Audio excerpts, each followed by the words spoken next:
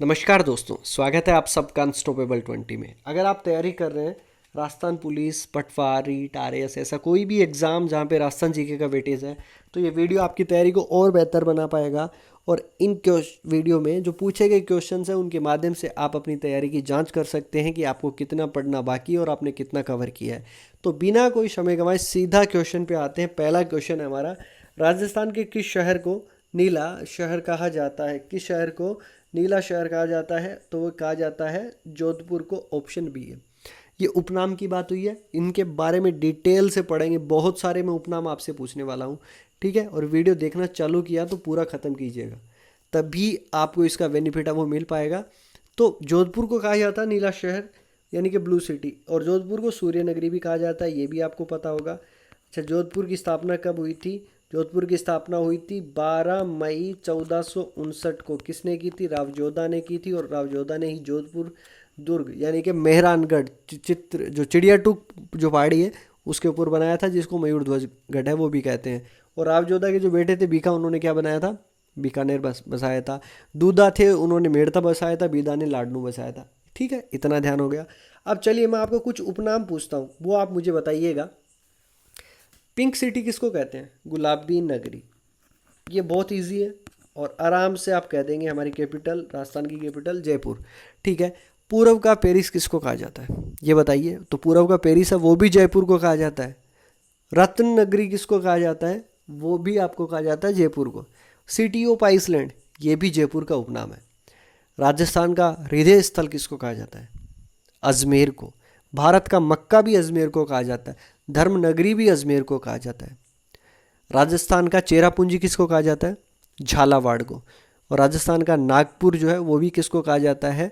झालावाड़ को, है ना। ये भी। इसके अलावा चलिए आगे बात करते हैं। राजस्थान का प्रवेश द्वार जो है वो किसको कहा जाता है? भरतपुर को। राजस्थान का गौरव किसको कहा जाता है? चित्तौड़गढ़ को। पहाड़ों की नगरी डूंगरपुर। राजस्थान की थर्मोपली हल्दी घाटी। पूर्व का वेनिस उदयपुर। राजस्थान का कश्मीर भी उदयपुर और झीलों की नगरी भी उदयपुर। औजारों का शहर नागौर को कहा जाता है। घंटियों का शहर झालरापाटन को कहा जाता है। छोटी काशी बूंदी को कहा जाता है। जल महलों की नगरी डीग को कहा जाता है। वस्त्र नगरी या राजस्थान का मैनचेस्टर भीलवाड़ा को कहा जाता है। मूर्तियों का खजाना तिम्मनगढ़ करौली को कहा जाता है। इसके अलावा राजस्थान का राजकोट किसको कहा जाता है? लूणकरण को। किस लिए कहा जाता है? वहाँ पे मूंगफली का उत्पादन है वो ज़्यादा होता है। इतनी सारी चीज़ें आपको ध्यान में रखनी है, बहुत काम की बातें हैं ये। चलिए नेक्स्ट क्वेश्चन पे आते हैं। पश्चिमी राजस्थान में कुर्जा नाम संबंधित है वो किससे? कबूतर, हिरण, भ्रमणशील पक्षियों या चील से? तो ये संबंधित है भ्रमणशील पक्षियों से। मतलब हजारों किलोमीटर दूर से यहाँ पे जो पक्षी आते हैं उनको स्थानीय भाषा में कुर्जा कहा जाता है। यानी कि प्रवासी पक्षी जो होते हैं, डेमोसाइल क्रेन जिनको शारस जो आते हैं या जो भी आते हैं, और ये इतने सटीक होते हैं इन सब की उड़ने की जो पावर, और उनका जो ना कोई इनके जीपीएस लगा होता है, फिर भी ये उसी डेट को और वहीं जगह वो पहुंच जाते हैं। चलिए नेक्स्ट क्वेश्चन पे चलते हैं। क्वेश्चन नंबर 3 है, आदिवासियों के ये जो आदिवासियों के हरे सोने के नाम से विख्यात वृक्ष है वो कौन सा है? सांगवान, रोहिड़ा, बांस और खेजड़ी। इनके बारे में डिटेल से पढ़ेंगे भाई, तो इनमें आपको लिखने की ज़रूरत पड़ेगी कई सारी चीज़ें। तो आदिवासियों का जो हरा सोना जो है वो किसको कहा जाता है? बांस को कहा जाता है। और ऑप्शन सी मेरा यहाँ पे करेक्ट रहेगा। देखिए, हरा सोना और आदिवासियों का हरा सोना ये थोड़ा सा समझ लो। हरा सोना वैसे किसको कहा जाता है? चाय को कहा जाता है, ठीक है। सफ़ेद सोना किसको कहा जाता है? कपास को कहा जाता है। अगर लिक्विड गोल्ड की बात हो, जो द्रव्य जो सोना है वो किसको कहा जाता है? पेट्रोल को कहा जाता है। और काला सोना किसको कहा जाता है? कोयला को कहा जाता है। इतना हो गया। अब देखिए थोड़ा सा बात कर लेते हैं। जैसे कि खेजड़ी है, खेजड़ी हमारा राज्य वृक्ष है। तो राज्य वृक्ष है, इसको शमी वृक्ष भी कहा जाता है, शमी वृक्ष। और इसका वैज्ञानिक नाम हमें बहुत है ना अच्छे से याद रख लेना है, प्रोसेसिप सिनेरिया, ठीक है। ये प्रोसेसिप सिनेरिया खेजड़ी का वैज्ञानिक नाम है। और हमारी स्थानीय भाषा में इसको जांटी है वो भी कहा जाता है। इसका जो फूल होता है खेजड़ी का उसको क्या कहते हैं? मिंजर। और इसका फल जो होता है सांगरी, जो कि सूखने के बाद में क्या बन जाता है? सिखों का, इतना आपको ध्यान में रखना है।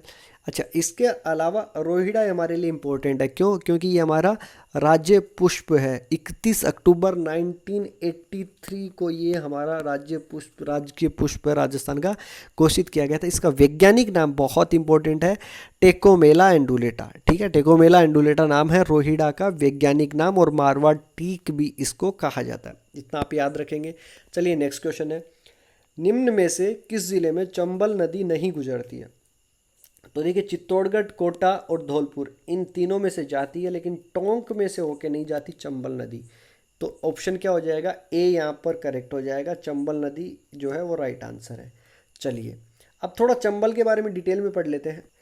तो चंबल नदी का उद्गम स्थल की अगर मैं बात करूं तो ये मध्य प्रदेश के जो महू जिला है, महू जिले की जनाबाव की जो पहाड़ियाँ हैं, एमपी में महू जिले की जनाबाव की पहाड़ियों से वो निकलती है। और चित्तौड़गढ़ में जो चौराशीगढ़ है, वहाँ के निकट जो स्थल है वहाँ से ये प्रवेश करती है राजस्थान के अंदर। उसके बाद में कहाँ जाती है? उसके बाद में कोटा, उसके बाद में ये कोटा, बूंदी, सवाई माधोपुर, करौली, धौलपुर, ऐसे होते हुए और यूपी में जो है मुरादगंज जो है वहाँ पे जाके यमुना में मिल जाती है। ठीक है, तो कौन कौन से हमारे जो जिले हो गए? कोटा, बूंदी, सवाई माधोपुर, करौली और धौलपुर, और चित्तौड़गढ़ के निकट ये प्रवेश करती है। ये इन जिलों में बहती है। इसका प्राचीन नाम की अगर मैं बात करूँ तो चरमावती या कामधेनु भी कहीं इसको कहा जाता है। और भैंसरोडगढ़ के निकट इसी नदी पे चूलिया जलप्रपात है, ये भी आपको ध्यान में रखना है। और ये राजस्थान की एकमात्र ऐसी नदी है जो पूरे साल बहती है, पूरे साल बहने वाली नदी है, एकमात्र राजस्थान की नदी। ठीक है, इसकी सहायक नदियों की अगर मैं बात करूं तो काली सिंध है, पार्वती है, बनास है, कुराई है, बामनी है। बनास की बात हुई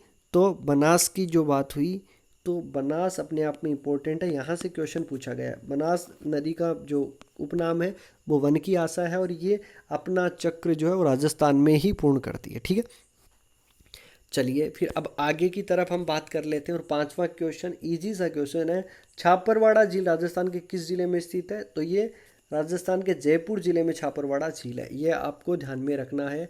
नेक्स्ट क्वेश्चन है, मुकुट सरदार संग्रहालय वो कहाँ पे स्थित है? तो मुकुट सरदार संग्रहालय जो है वो जोधपुर में स्थित है। ऑप्शन सी, सरदार संग्रहालय, जो इनके सुमेर सिंह जो थे उन्होंने अपने पिता की याद में ये संग्रहालय बनाया था, सरदार सिंह जी के। तो मुकुट सरदार संग्रहालय है वो स्थित है जोधपुर के अंदर। अब चलिए नेक्स्ट क्वेश्चन है, शिल्पी मंडन किस मेवाड़ शासक का प्रमुख शिल्पी था? राणा सांगा, राणा प्रताप, कुंभा या राज सिंह? तो शिल्पी मंडन जो था ना वो राणा कुंभा का मुख्य प्रमुख शिल्पी था। ऑप्शन सी यहाँ पे करेक्ट रहेगा। ठीक है, तो ये किसके लिए था? तो राणा कुंभा ने कुंभलगढ़ का जो निर्माण करवाया था, है ना, उसके लिए ये प्रमुख शिल्पी था।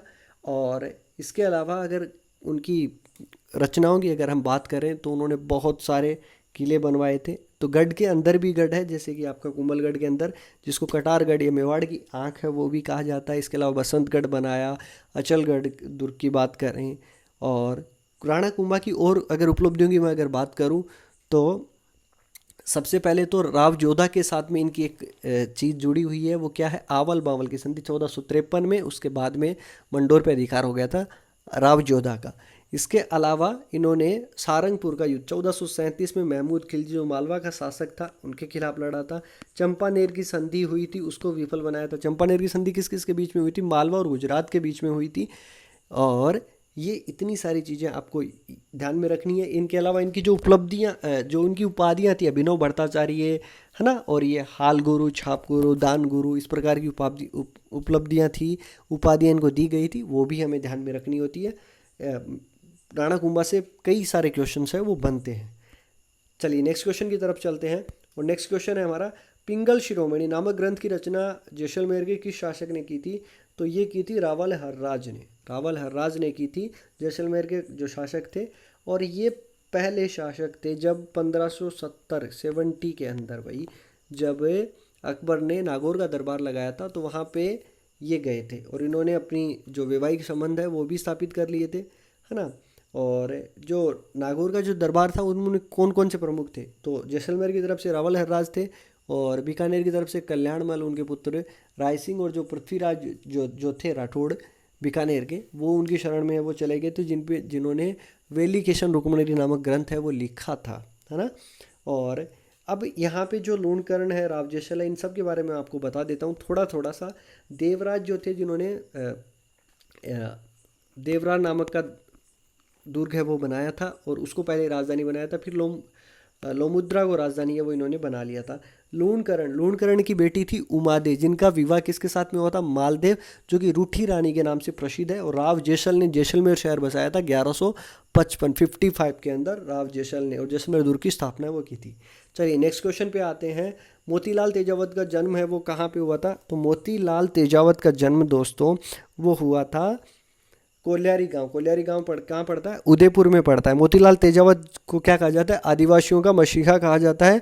और वनवासी जो संघ है इनकी स्थापना की थी 1920 में, एक आंदोलन में ये प्रमुख रूप से इन्होंने भाग लिया था। चलिए नेक्स्ट क्वेश्चन पे, छिद्रित मटका जिसमें दीपक जलता है, इस नृत्य की विशेषता है, कौन से नृत्य की विशेषता है, तो ये घुड़ला नृत्य की विशेषता है। इसके पीछे ये घुड़ला नृत्य चलो किया कब जाता है ये मैं आपको बता दूं, तो ये गणगौर के अवसर पे किया जाता है। इसके पीछे एक छोटी सी कहानी है वो जुड़ी हुई है, अगर इतना आपको देख लिया तो ये कहानी भी सुनते ही जाइए आप।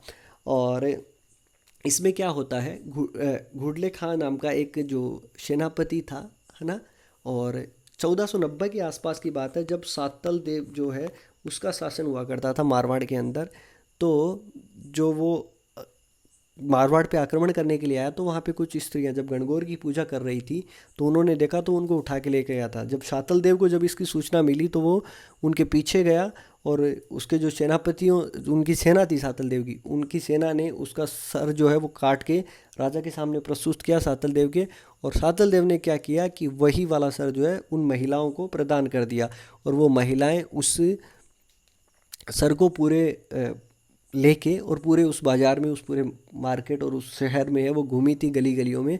और उसके बाद में ये जो त्यौहार है वो जो मनाया जाता है, जिसमें कि छिद्रित मटका का मतलब ये है कि जो घुड़ले खा जो था उसके सर पे जो तीर कमान के जो घाव थे वो हैं, और उनके बीच में जो दीपक रखा जाता है वो जीवात्मा का प्रतीक है। ये इतनी सारी कहानी है ताकि इसे आप रिलेट कर पाएंगे। और ये रहे आज के सवाल जिनके जवाब आपको कमेंट बॉक्स में देने हैं।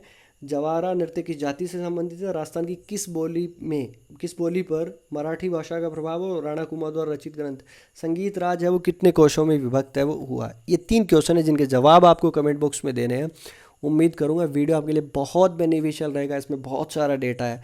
जब आप एग्ज़ाम देने चाहेंगे तो मैं यकीनन कह सकता हूँ कि क्वेश्चंस यहीं से बनेंगे। और आने वाले टाइम में मैं आप सब के लिए एक इतना बता दूं कि मैं टॉपिक वाइज जो है वो लेके आऊँगा। जैसे कि मेवाड़ का इतिहास है तो मेवाड़ का इतिहास के जितने सारे क्वेश्चन बनते हैं, चाहे वो 500 क्वेश्चन बने, वो सारे के सारे हम कवर करेंगे एक ही वीडियो में।